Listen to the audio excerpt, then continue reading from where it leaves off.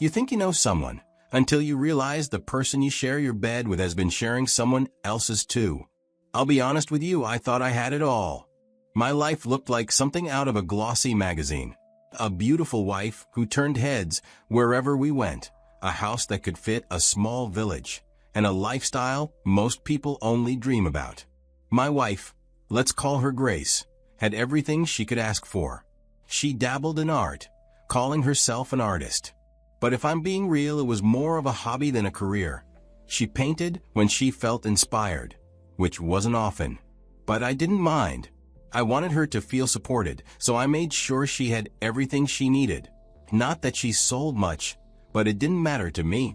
I worked hard to ensure her comfortable life. She didn't have to stress about bills, deadlines, or anything else. While I was juggling board meetings and contracts, she was free to focus on what made her happy. I won't lie. Seeing her smile, knowing I could give her the world, felt like a win for me. I loved playing the role of the provider. I never once questioned where she went or how often she went. I trusted her completely. It never even crossed my mind to doubt her loyalty. After all, why would I? We had a good thing, or so I thought. It started with a message from an unknown number. At first, I thought it was spam, but then I opened it. My stomach dropped. The message read, "Your wife is cheating on you with your best friend. Don't believe me? Check these out." Attached are photos. The first one showed my wife, smiling, sitting far too close to my best friend at a restaurant I didn't recognize. The second was worse. Her hand on his arm, his hand on hers. The timestamps were from nights she told me she was out with her girlfriends, and I was out of town. The locations? Nowhere near where she claimed to be. I scrolled further. A photo of them walking into a hotel lobby together. My first reaction was disbelief. I stared at the screen, my mind racing to find an explanation. Any explanation that wasn't what it so clearly was. But denial couldn't erase the truth staring me in the face. That's when all the little things I'd ignored started flooding back. Like the day I traveled for business. I called her in the afternoon, but she didn't pick up. I tried again in the evening around 6 p.m., and still no response. By 10 p.m., when I called again, her phone was switched off. The next day, when we finally spoke, she said, "Oh, I was so tired I just slept off early."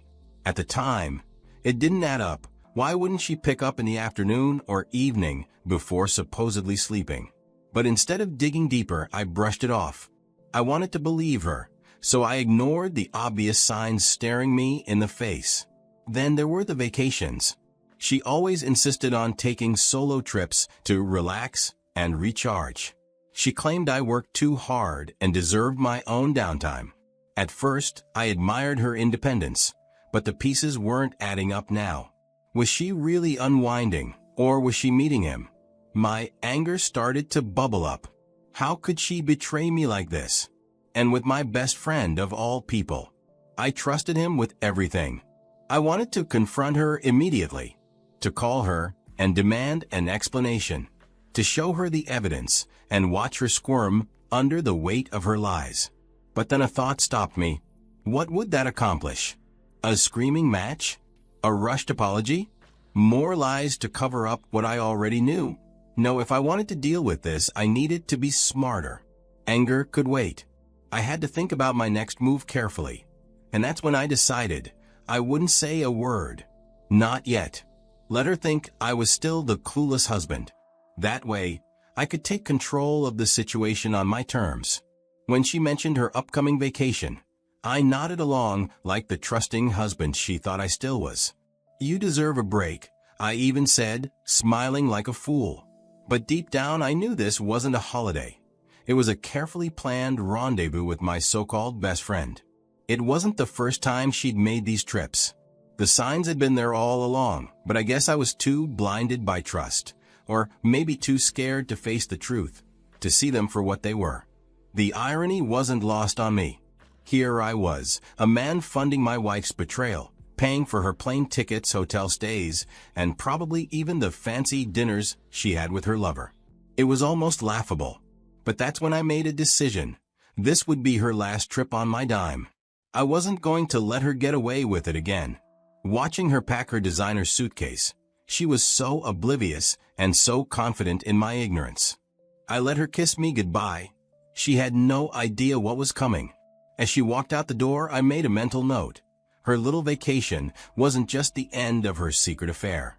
It was the beginning of the end of everything she thought she could take for granted. While she was on her way, heading to her vacation, I did what any man with a shred of self-respect would do. I froze her access to everything. Her credit cards? Blocked. The joint accounts? Locked tight. Even the emergency card I'd given her for just-in-case moments? Gone. I made sure she couldn't touch a single penny of mine. And just to make things crystal clear, I blocked her phone number. No calls, no texts, no pitiful excuses. If she wanted to experience life without me, I was more than happy to let her. The next day, my phone rang. It wasn't her. I'd made sure of that, but her mother. The moment I picked up, she was screaming, "Selfish bastard. Because of you, she can't enjoy her vacation." I didn't even flinch. All I could think was, well, there it is. The apple doesn't fall far from the tree. Like mother, like daughter. Entitled, manipulative, and completely unaware of the damage they cause. I didn't bother arguing. What was the point? People like her don't listen. I just hung up the phone and moved on with my day, feeling lighter than I had in weeks. The moment I decided there was no turning back, I picked up the phone and called my lawyer. If anyone knew how to handle something as messy as this, it was him. Now here's the thing. I knew my wife. She didn't love me.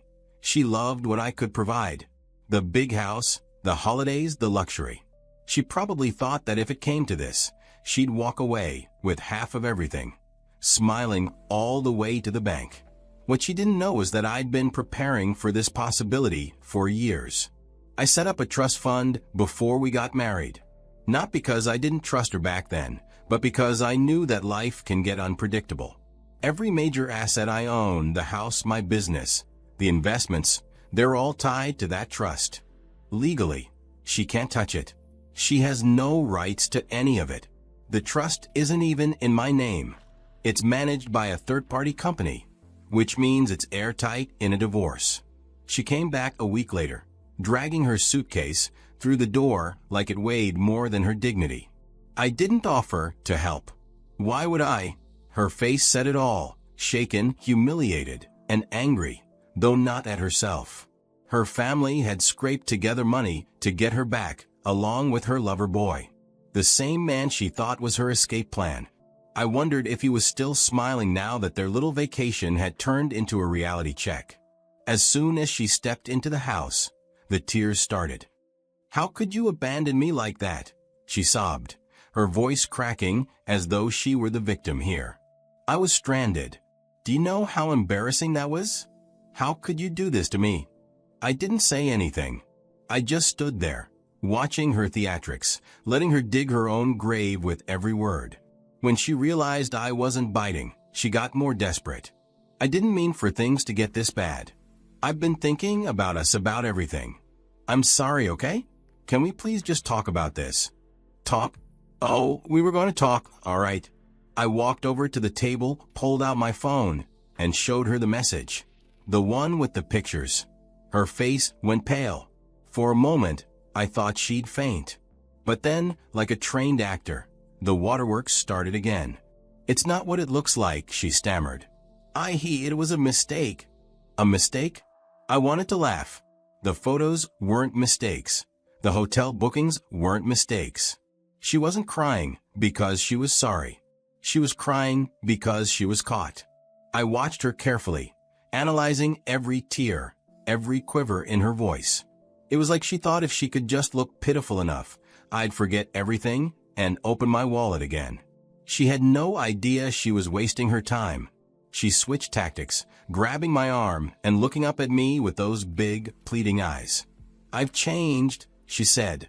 "I promise you it was a moment of weakness. I don't know what I was thinking. I love you." Love? Was that what she called it? She didn't love me. She loved the life I gave her. The trips, the jewelry, the access to everything she could ever want.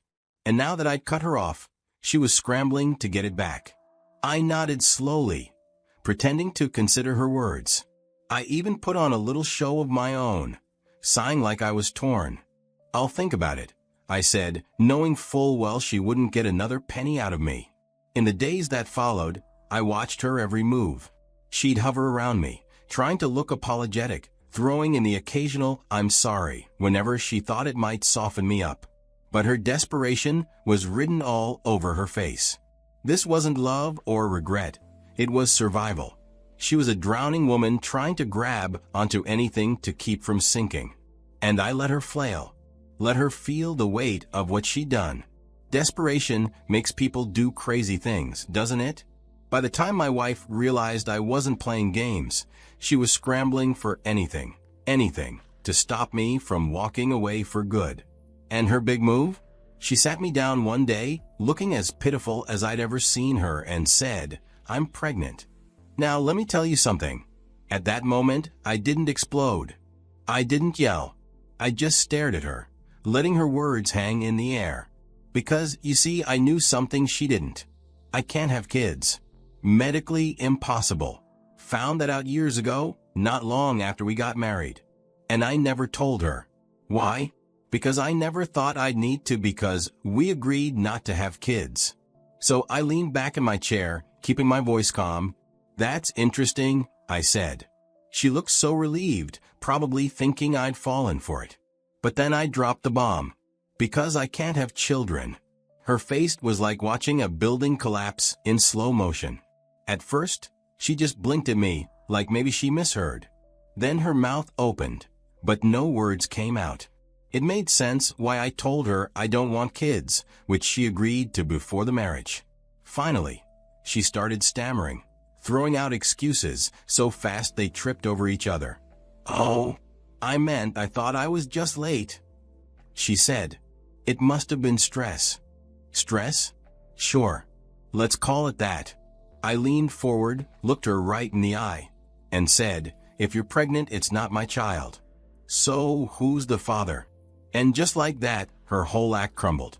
She burst into tears, blubbering about how she wasn't actually pregnant, how she only said it because she didn't want me to leave. "I just wanted us to fix things," she sobbed. "Fix things? Fix things? The same things she broke with my best friend? The same things she destroyed? Sure, let's fix that." I stood up, walked out of the room, and left her there to deal with her lies. When it finally hit her that the game was over, she didn't go quietly. Oh no, there was bitterness, plenty of it. She didn't throw tantrums or make dramatic scenes, but you could feel it in her tone, in the way she'd glare at me like I was the villain in her story. In her mind, I was the one who ruined everything. Never mind that she was the one sneaking around with my best friend, while I worked to give her the life she enjoyed. I know she thought about running to him. I mean, who else did she have left? But deep down, she knew he wasn't the answer. Sure, he could laugh at her jokes and entertain her in private, but he couldn't provide the luxury, the comfort, the security that came with being my wife. I'd bet anything she looked at him one day and realized he wasn't built to give her the life she wanted. And just like that, her fantasy crumbled. She tried to come back. Oh, she'd text me, messages full of fake apologies and promises to change. Sometimes she'd call, her voice soft, pretending to be vulnerable, telling me how much she missed us. She was hoping to pull me back into her web, hoping I'd forget what she did and give her another chance. But I couldn't, because once someone shows you who they really are, you can't unsee it. I won't lie, there were moments I felt the weight of it all. I missed having someone around, the companionship, the routine. But every time I thought about it, I remembered her lies, the betrayal, and the look on her face when she realized she'd lost everything. That image was enough to snap me out of any lingering attachment. Her downfall was her own doing, driven by greed and her inability to value what she already had. In the end, she didn't just lose me. She lost the life she'd built around me. And the worst part for her? She knew there was no one to blame but herself. You know, the funny thing about betrayal is that it doesn't just change how you see the person who hurt you. It changes how you see yourself. I'd be lying if I said I didn't miss her sometimes. Not the person she became, but the version of her I thought I knew. The version that didn't exist. What would you do if you were in my shoes? Imagine thinking life is steady, surrounded by people you trust, only to find out that trust has been torn apart by the two people closest to you. Your wife. Your best friend. It's a punch in the gut, isn't it? But let me ask you, how would you handle it? Would you confront them right away? Would you try to save what's left of the marriage? Or would you do what I did? Stay calm, plan your moves, and let the truth unravel itself in the most satisfying way possible. I want to hear your thoughts. Have you ever gone through something like this? Let me know in the comments below. Share your experiences, your advice, or even just your thoughts. And if you think this story might resonate with someone who might need to hear it, don't forget to like and share this video. Sometimes, sharing a story can help someone realize they're not alone. We've all faced moments where life throws us a curveball we weren't ready for. It's not about avoiding the betrayal. It's about deciding how you respond. And that response can define everything